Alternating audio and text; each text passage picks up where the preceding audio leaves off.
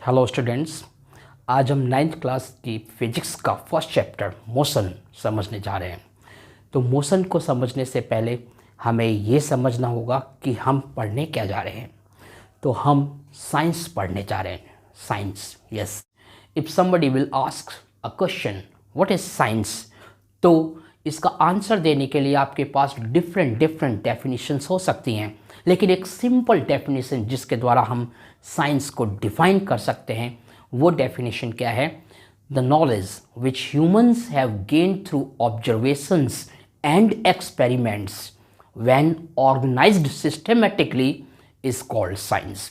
यानी एक ऐसी नॉलेज जो हम अपने वर्ल्ड के चारों ओर की चीज़ों को देखकर गेन करते हैं, और हम जब किसी चीज़ के बारे में विचार करते हैं और किसी घटना को, किसी फिनोमेना को देखते हैं और सोचते हैं कि ये इस काम को करने से रिपीट हो रही है या किसी और एक्टिविटी को करने से रिपीट हो रही है, तो उसका एक्सपेरिमेंट करते हैं और उसकी जांच करते हैं, उसकी परख करते हैं कि ये हर बार के एक्सपेरिमेंट में क्या वही रिज़ल्ट आता है।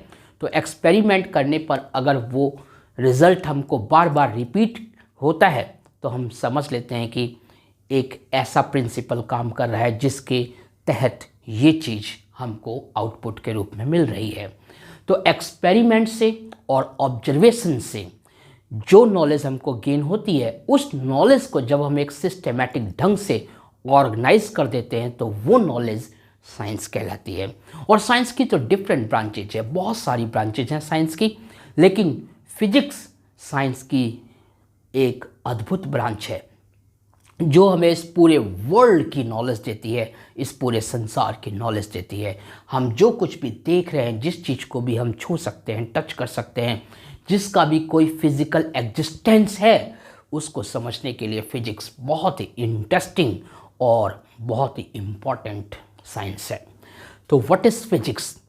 Physics is the study of nature and natural phenomena.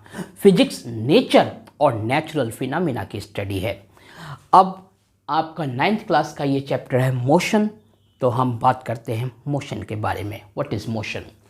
The motion of an object is perceived when its position changes continuously with respect to some stationary object। आपको मोशन की डेफिनेशन में ये बताया गया कि किसी भी ऑब्जेक्ट की मोशन को देखा जा सकता है जब उस ऑब्जेक्ट की पोजीशन लगातार किसी स्टेशनरी ऑब्जेक्ट के रिस्पेक्ट में टाइम के इंक्रीज होने के साथ साथ पोजीशन अगर चेंज हो रही है। अगर किसी ऑब्जेक्ट की पोजीशन टाइम के बढ़ने से किसी स्टेशनरी ऑब्जेक्ट के रिस्पेक्ट में लगातार चेंज होती जा रही है, तो हम कह सकते हैं कि वो ऑब्जेक्ट मोशन में है। सपोज कीजिए कि यहाँ पे आपका स्कूल है, दिस इज़ योर स्कूल, और आपने अपने स्कूल से यहाँ पे साइकिल चलाना शुरू कर दिया। आपने अपने स्कूल से ये साइकिल चलाना शुरू कर दिया। अब आपने साइकिल चलाना कहाँ से शुरू किया? स्कूल से। स्कूल से साइकिल चलाते चलाते आप अपने घर तक आ गए। तो आपका जो स्टेशनरी ऑब्जेक्ट हो गया वो स्कूल हो गया। इसी को ही हम पॉइंट ऑफ रेफरेंस या फ्रेम ऑफ रेफरेंस भी कहते हैं। तो स्कूल यहाँ पे आपका एक स्टेशनरी ऑब्जेक्ट हो गया। इस स्टेशनरी ऑब्जेक्ट के रिस्पेक्ट में जैसे जैसे टाइम इंक्रीज हुआ, 1 सेकेंड में थोड़ा सा आप आगे बढ़े, 2 सेकेंड होने पे और आगे बढ़े, 3 सेकेंड, 4 सेकेंड, 1 मिनट, 2 मिनट, इस तरीके से मान लीजिए आप 30 मिनट्स में अपने घर तक पहुंच गए। तो टाइम के इंक्रीज होने के साथ साथ इस स्टेशनरी ऑब्जेक्ट या स्टेशनरी प्लेस के रिस्पेक्ट में आपकी पोजीशन लगातार चेंज हो रही है। तो हम कह सकते हैं कि आप या आपकी साइकिल या दोनों ही मोशन में हैं। इस तरीके से ये मोशन की डेफिनेशन है। The motion of an object is perceived when its position changes continuously with respect to some stationary object with the increment of time. Time के बढ़ने पर या टाइम के इंक्रीज होने पर किसी स्टेशनरी ऑब्जेक्ट के रिस्पेक्ट में अगर किसी ऑब्जेक्ट की पोजीशन लगातार चेंज हो रही है तो हम कह सकते हैं कि वो ऑब्जेक्ट मोशन में है। अब बात करते हैं रेस्ट की। An object is said to be at rest if it does not change its position with respect to its surroundings with time. Time के बढ़ने पे, जैसे टाइम तो कभी रुकेगा नहीं, टाइम बढ़ रहा है, अभी time 1 second, 2 second, 3 second, 4 second, minute, hour ऐसे लगातार बढ़ता जाएगा, फिर डे, फिर 2 डेज, 3 डेज, वीक्स, इस तरीके से टाइम कंटिन्यूसली चलता जा रहा है, टाइम कभी नहीं रुकता। लेकिन जब टाइम चल रहा है तो आपके सराउंडिंग के रिस्पेक्ट्स में अगर किसी ऑब्जेक्ट को हम देख रहे हैं और उस ऑब्जेक्ट की उसके सराउंडिंग्स के रिस्पेक्ट में पोजीशन चेंज नहीं हो रही है, टाइम तो इंक्रीज हो रहा है बट उसके सराउंडिंग्स के रिस्पेक्ट में वो चीज़ वही नज़र आ रही है, उसकी पोजीशन चेंज नहीं हो रही, देन हम कह सकते हैं कि वो वस्तु या वो ऑब्जेक्ट रेस्ट की पोजीशन में है, रेस्ट में है। तो रेस्ट क्या है? An object is said to be at rest if it does not change its position with respect to its surroundings with time. देखिए, रेस्ट को समझने के लिए हमें फ्रेम ऑफ रेफरेंस को समझना भी बहुत ज़रूरी है। तो फ्रेम ऑफ रेफरेंस क्या होता है? Try to understand. An arbitrary set of axes with reference to which the position और motion of something is described और physical laws are formulated is called frame of reference. Frame of reference एक arbitrary set of axes है, एक arbitrary set of axes. यहाँ axes मतलब axis जो horizontal axis हो गया और वाई एक्सिस वर्टिकल एक्सिस। तो एक आर्बिट्ररी एक्सिस, सपोज कीजिए ये आपका स्कूल आपका फ्रेम ऑफ रेफरेंस हो गया, तो इसके हॉरिजॉन्टल लाइन खींच देते हो तो ये आपका एक्स एक्सिस का काम करेगा, हॉरिजॉन्टल एक्सिस, और आप इसके वर्टिकल लाइन खींच देते हो तो ये आपका वाई एक्सिस का काम करेगा। यानी आपका ये आपकी इस आप हॉरिजॉन्टल लाइन पे आप टाइम को डिस्क्राइब कर सकते हो और वर्टिकल लाइन पे आप डिस्टेंस को डिस्क्राइब कर सकते हो। तो इस तरीके से फ्रेम ऑफ रेफरेंस हम ले लेते हैं। और फ्रेम ऑफ रेफरेंस के बारे में क्या बताया? N arbitrary set of axis, ये एक काल्पनिक एक्सिस, पेयर में एक्सिस होते हैं।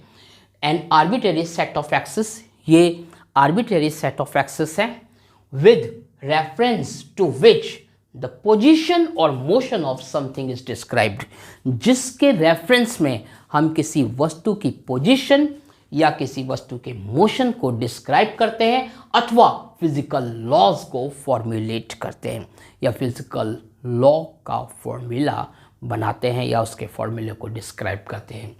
तो इसे ही हम क्या कहते हैं? फ्रेम ऑफ रेफरेंस कहते हैं। देखिए, motion and rest are relative terms. Motion और रेस्ट ये दो ऐसी टर्म्स हैं जो एक दूसरे से रिलेटिव है, एक दूसरे से कनेक्टेड है। मोशन यानी कोई वस्तु जो हमें मोशन में नज़र आ रही है वो किसी और को रेस्ट में भी नज़र आ सकती है, और कोई ऐसी वस्तु, कोई ऐसा ऑब्जेक्ट जो हमें रेस्ट में नज़र आ रहा है वो किसी और को मोशन में भी नज़र आ सकता है। इसलिए कहा गया है motion and rest are relative terms. Motion और रेस्ट रिलेटिव टर्म्स हैं। देखिए, rest and motion are the relative terms because they depend on the observer's frame of reference. Motion और रेस्ट या रेस्ट और मोशन ये दोनों ही रिलेटिव टर्म्स हैं क्योंकि ये डिपेंड करते हैं देखने वाले के फ्रेम ऑफ रेफरेंस पे, ऑब्जर्वर्स के फ्रेम ऑफ रेफरेंस पे डिपेंड करते हैं रेस्ट और मोशन। इसलिए ये रेस्ट और मोशन रिलेटिव टर्म्स हैं। थोड़ा सा और एक्सप्लेन करते हैं इसको। देखिए, an object may be in motion and at rest in both the states simultaneously. एक ऑब्जेक्ट एक ही समय पर रेस्ट में भी हो सकता है और मोशन में भी हो सकता है, यानी दोनों स्थितियाँ साइमल्टेनियसली एक ही साथ हो सकती हैं अलग अलग पर्सन के लिए। एग्जाम्पल देखिए, when we are travelling by a train then we are in motion with respect to earth. अगर हम ट्रेन में ट्रैवल कर रहे हैं और ट्रेन मूव कर रही है, ट्रेन आगे जा रही है, किसी जगह पे चल रही है, तो हम मोशन में होंगे। किसके रिस्पेक्ट में? अर्थ के रिस्पेक्ट में या ग्राउंड के रिस्पेक्ट में। हम ग्राउंड के रिस्पेक्ट में उस कंडीशन में मोशन में होंगे क्योंकि ग्राउंड वहाँ रुका हुआ है लेकिन हम ट्रेन के साथ आगे जा रहे हैं, तो हम ग्राउंड के रिस्पेक्ट में तो मोशन में हैं। लेकिन हमारे सामने कोई और पैसेंजर बैठा है ट्रेन के अंदर हमारे सामने, तो उस पैसेंजर को हम देख रहे हैं और वो पैसेंजर हमें देख रहा है, तो उस पैसेंजर की नज़र में हम रेस्ट में हैं, मोशन में नहीं है। क्यों? क्योंकि उस समय वो हमें एक ही प्लेस पे देख रहा है, हमारी पोजीशन को चेंज होते हुए नहीं देख रहा है। तो यहाँ पे कहा गया है when we are traveling by a train then we are in motion with respect to earth but in rest with respect to train। Train की रिस्पेक्ट में हम रेस्ट में हैं। क्यों? क्योंकि ट्रेन हमें चलता हुआ नहीं देख रही, ट्रेन हमें एक ही जगह पे, यानी ट्रेन के एक प्लेस पे जाके हम बैठ गए तो ट्रेन के रिस्पेक्ट में हम उसी प्लेस पे हैं। हमने उस प्लेस को चेंज कर करके आगे नहीं पहुंच गए हम ट्रेन के, हम उसी प्लेस पे, उसी बर्थ की उसी सीट पे बैठे हुए हैं। तो इसलिए ट्रेन की रिस्पेक्ट में हम रेस्ट में हो सकते हैं, या हमारे सामने कोई अनदर पर्सन बैठा हुआ है तो उसके रिस्पेक्ट में हम रेस्ट में हो सकते हैं। क्यों? क्योंकि उसके रिस्पेक्ट में हमारी पोजीशन चेंज नहीं हो रही है, इसलिए हम रेस्ट में हैं। तो देखिए यहाँ पे क्या कहा गया मोशन को कि a body is said to be in motion और moving when its position changes continuously with respect to a stationary object taken as reference point या फ्रेम ऑफ रेफरेंस।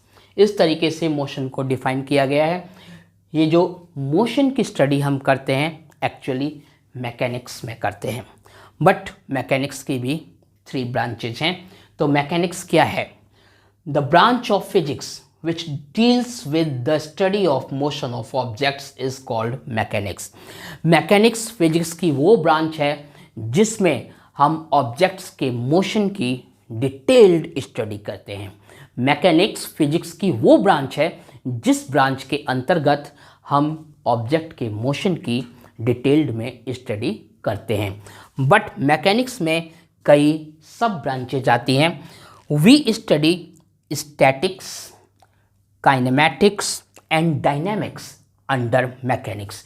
मैकेनिक्स के अंतर्गत यानी मैकेनिक्स की जो सब ब्रांचेज हैं, तो मैकेनिक्स की सब ब्रांचेज के अंदर या मैकेनिक्स के अंडर में हम स्टैटिक्स, काइनेमैटिक्स और डायनेमिक्स की स्टडी करते हैं।